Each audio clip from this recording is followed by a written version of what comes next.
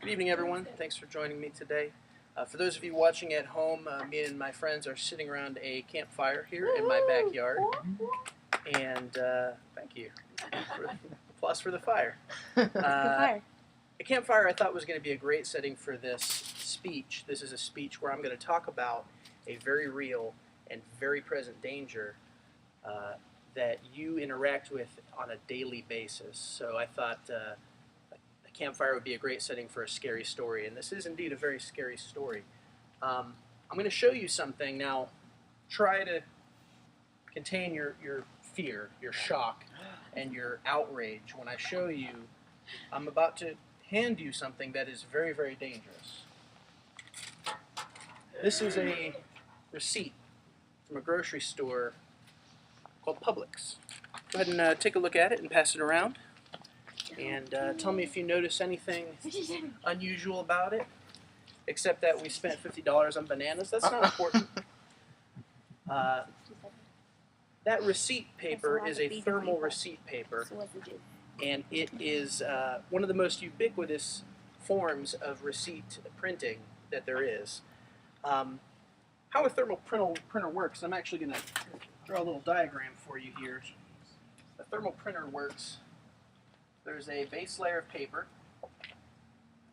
and then there is a pre-coat layer, and then above it there's this thermal layer, and inside of it there are these little dye molecules. And what happens is when the paper passes a stylus that's heated, and it heats these molecules, they turn dark. And that's what gives the pigmentation on the ink. Now, what these molecules are encased in is large quantities of a chemical called BPA. Now, what BPA is bisphenol A. It's one of the most common chemicals manufactured today. About 15 billion tons are produced every year. It is a known endocrine disruptor, and what that is a chemical that basically greatly affects your hormone system. It's been linked to cancer, it's been linked to heart disease, neurological disorders, reproductive disorders, birth defects, and diabetes. Yeah, you can put the receipt paper down, that's okay, you don't have to keep holding it.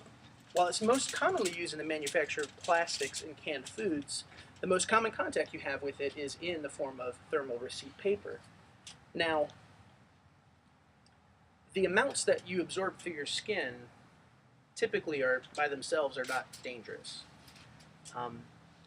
The amounts that you ingest through your food when you touch receipt paper and then touch your food and consume it is also probably not that dangerous. What really happens a lot is a lot of the cosmetic products that we use, the skincare products that we use, have penetration enhancing chemicals, basically hand sanitizers, lotions, skin creams, suntan lotion, anything that is meant to be absorbed into your skin has these chemicals that basically break down the epidermal layer, the very top layer of your skin, to promote the absorption of the product that you're using.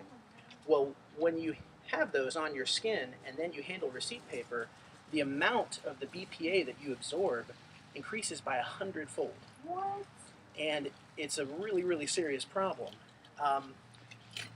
So you might be asking yourself, how is this legal? How could this possibly be legal? Well, the agencies that monitor the use of BPA don't consider BPA absorbed through the skin to be something of any concern.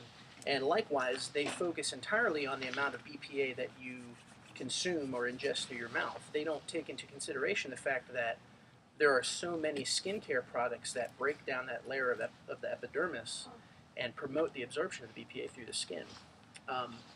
So then you might be asking yourself, what can we do to protect ourselves against BPA?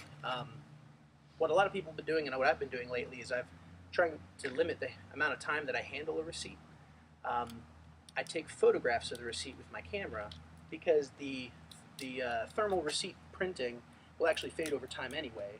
So if your intention is to store or save the receipt, it's better off to take a picture anyway because that thermal receipt's going to fade over time. You can also limit the amount of skincare products that are designed to absorb. So basically anything that's marketed Julia, I see some heads shaking now that you don't want to do that. But this might be more for the guys. I don't use any lotion or anything, but um, anything that's designed to be absorbed into the skin is going to take away that layer of epidermis, which to me sounds important. It sounds like I'm going to want to keep that anyway.